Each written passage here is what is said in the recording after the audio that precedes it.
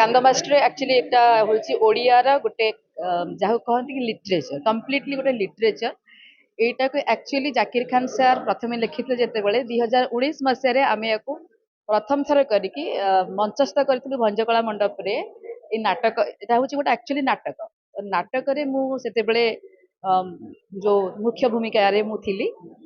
ତ ଏବେ ଯେତେବେଳେ ବିଶ୍ୱଜିତ ପଣ୍ଡା ତାକୁ ସିନେମାର ରୂପ ଦେବାକୁ ଗଲେ ମତେ ଭାରି ଖୁସି ଲାଗିଲା ଯେ ଗୋଟେ ନାଟକ ଗୋଟେ ସାହିତ୍ୟକୁ ମଧ୍ୟ ଆମେ 70 mm ମାନେ ସିନେମା କରିପାରିବା।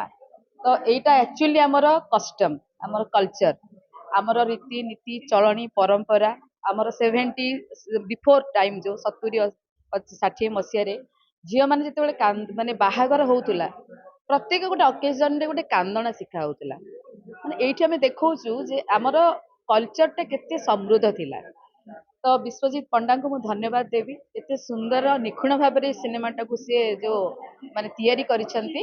ଆଉ ତା ସହିତ ଆମର ଯେତେ ସବୁ କଳାକାର ଅଛନ୍ତି ଲିପ୍ସା, ବିଭୁ, ଆଉ ମୁଁ, ପୃଥ୍ୱୀରାଜ ସାର୍, ସର ଅପା, ଶ୍ଵେତା, ବହୁତ କମ ଚରିତ୍ର କିନ୍ତୁ ସେଇ କମ ଚରିତ୍ର ଭିତରେ ଖୁବ କମ ସମୟ ଭିତରେ ଏଇ ଯୋଉ ସିନେମାଟି ତିଆରି ହେଇଛି, ଖୁବ ସୁନ୍ଦର ସିନେମାଟି ତିଆରି ହେଇଛି। ଆପଣ ସମସ୍ତଙ୍କୁ ଅନୁରୋଧ ପ୍ରେକ୍ଷାଳୟକୁ ଆସନ୍ତୁ, ସିନେମାଟି ଦେଖନ୍ତୁ, ଓଡ଼ିଆ ସିନେମାକୁ ସହଯୋଗ କରନ୍ତୁ।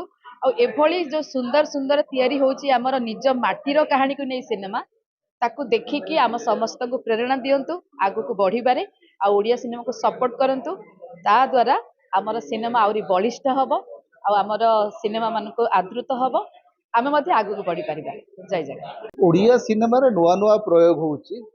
କାନ୍ଦ ମାଷ୍ଟର ସେମିତି ଗୋଟେ ପ୍ରୟୋଗ ଯେ କାନ୍ଦାଣା ଗୀତକୁ ନେଇକରି କାନ୍ଦାଣା ଗୀତ ଶିଖାଉଥିବା ଗୋଟେ ମାଷ୍ଟରଙ୍କ କାହାଣୀକୁ ନେଇକରି ଗୋଟେ ସିନେମା ଆଜିର ତାରିଖରେ କରାଯାଇପାରିବ, ଏଇଟା ଭାବିବାଟା ହିଁ ଗୋଟେ ବୋଲ୍ଡ ଷ୍ଟେପ୍ ବୋଲିକି ମୁଁ କହିବି। ସିନେମା ଅନେକାଂଶରେ ନୂଆ ଅଭିନେତା ଅଛନ୍ତି, ଭଲ କାମ ହେଇଛି। ଧରନ୍ତୁ ଗୋଟେ କ୍ରିଟିକାଲ କଥା କହିଲେ ତ ବହୁତ କଥା କହିହେବ, କିନ୍ତୁ ମୁଁ କହିବି it's a very very bold attempt.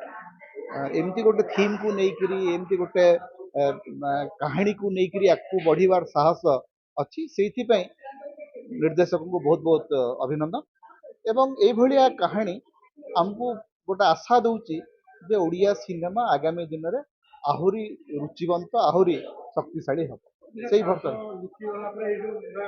କାନ୍ଦାଣା ଦେଖନ୍ତୁ, ପ୍ରଥମ କଥା ହେଉଛି କାନ୍ଦାଣା ଗୀତଟା ଯେତେବେଳେ ଗୋଟେ ଜୀବନରେ ଆଉ ନାହିଁ, ଆମ ପରମ୍ପରାର ଯୋଉଟା ଗୋଟେ ବଡ଼ ଅଂଶ ବିଶେଷ ଥିଲା, ସେଇଟା ତାକୁ ନେଇକରି ଆଜିର ସମୟରେ ଗୋଟେ ସିନେମା ତିଆରି କରିପାରିବାର ଯୋଉ ସାହସ, ସେଇ ସାହସ ପାଇଁ ମୁଁ ଧନ୍ୟବାଦ ଦଉଛି ଏଇ ସିନେମାର ପୁରା ଟିମ୍, କାରଣ ସେଇଭଳିଆ ସାହସ କରିବାଟା ଇଟସେଲ୍ଫ is a great achievement.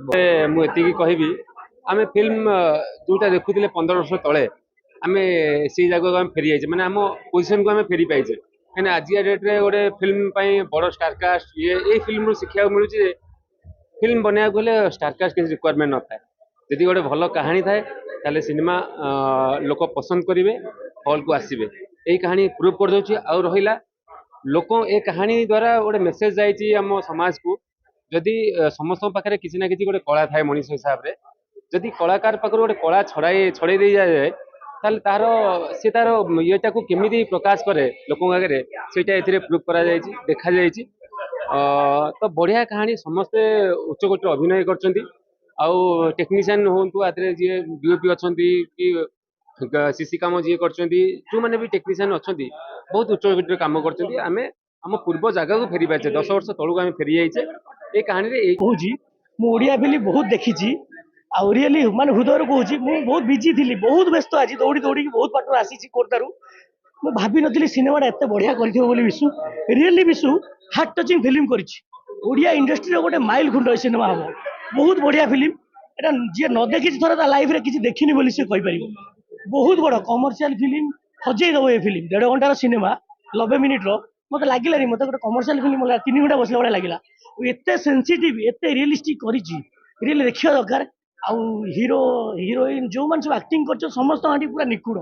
Really ଏମିତିଆ ଫାର୍ଷ୍ଟ ଟାଇମ୍ ମୁଁ ଦେଖିଲି ବିଶ୍ୱଜିତ ପଣ୍ଡା ଯୋଉ ଡାଇରେକ୍ଟର ଉପରେ ଏମିତିଆ ଗୋଟେ ସିନେମା।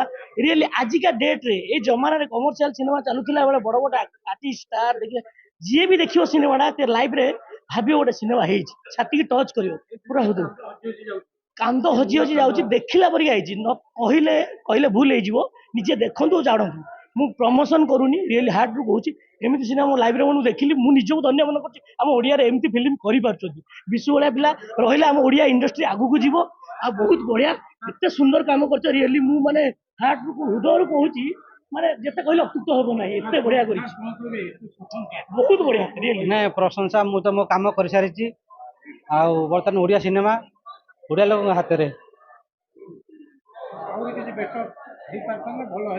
ବହୁତ ଅଡିଏନ୍ସ ଦେବେ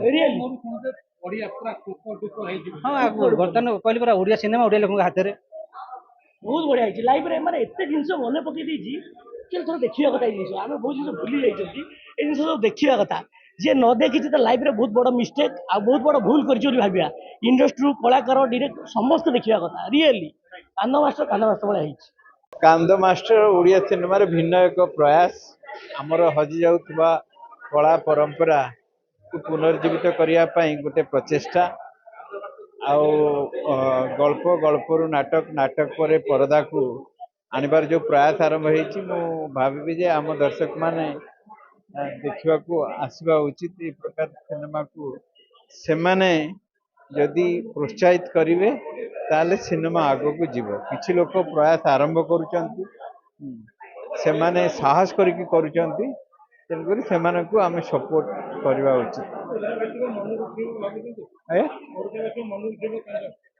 ନାଇଁ ଶୁଣନ୍ତୁ ଯେତେବେଳେ ଆମେ ପରମ୍ପରା ସହିତ ଯୋଡ଼ି ହଉଛୁ ଯେତେବେଳେ ଇମୋସନ ସହିତ ଯୋଡ଼ି ହଉଛି ଯେକୌଣସି ଜାଗାରେ ଗୋଟେ କାହାଣୀ ଅଛି କାହାଣୀ ଥିଲେ ଲୋକଙ୍କ ମନକୁ ଟାଣେ ସିନେମା କେବଳ ଯେ ଆମେ ଗୀତ ନାଚର କଥା କହୁ ଯେ ସେ କଥା ନୁହେଁ ତା ଭିତରେ କାହାଣୀର ଆବଶ୍ୟକତା ଅଛି ଭଲ କାହାଣୀଟି ଭଲରେ କହିପାରିଲେ ଲୋକଙ୍କୁ ଭଲ ଲାଗେ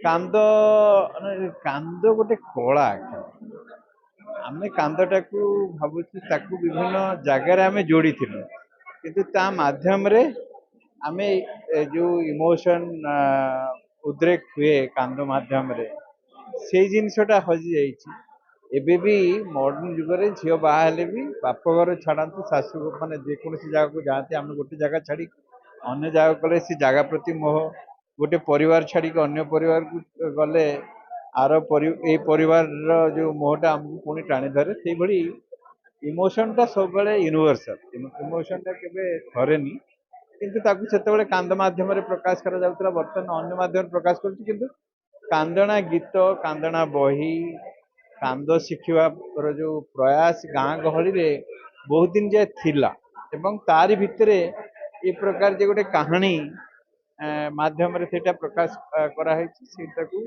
ଭାବୁଛି ଲୋକ ଦେଖିବା ଉଚିତ ଦେଖିଲେ ଆଟଲିଷ୍ଟ ଆମେ ଆମ ପୁରୁଣା ଦିନର କଥା ମନେ ପକେଇବା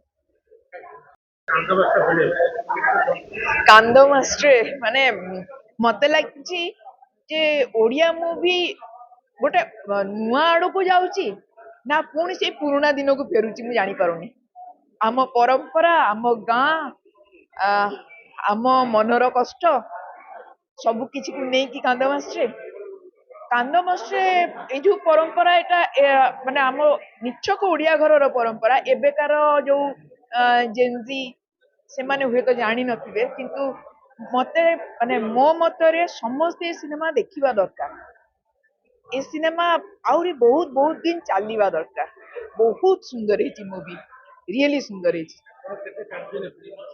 ମୁଁ କାନ୍ଦିନି ମୁଁ ସିନେମା ଦେଖି କାନ୍ଦିନି ମୁଁ ମୁଗ୍ଧ ହେଇକି ଦେଖୁଥିଲି ମୁଁ ପ୍ରତିଟି ପ୍ରେମକୁ ଦେଖୁଥିଲି ଯେହେତୁ ମୁଁ ନାଟକର ଲୋକ ତେଣୁକରି ନାଟକକୁ ଦେଖୁଥିଲି କେମିତି ଭାବରେ ନାଟକକୁ ସିନେମାରେ ଅଣାଯାଇଛି ଏବଂ ତା ଭିତରର ନାଟକୀୟତାକୁ ଦେଖୁଥିଲି ମୁଁ କ୍ରିଟିକ୍ସର ମନ ଦେଇକି ଦେଖୁଥିଲି ଆଉ ଇମୋସନାଲ ହେଇକି ଫେରିଲି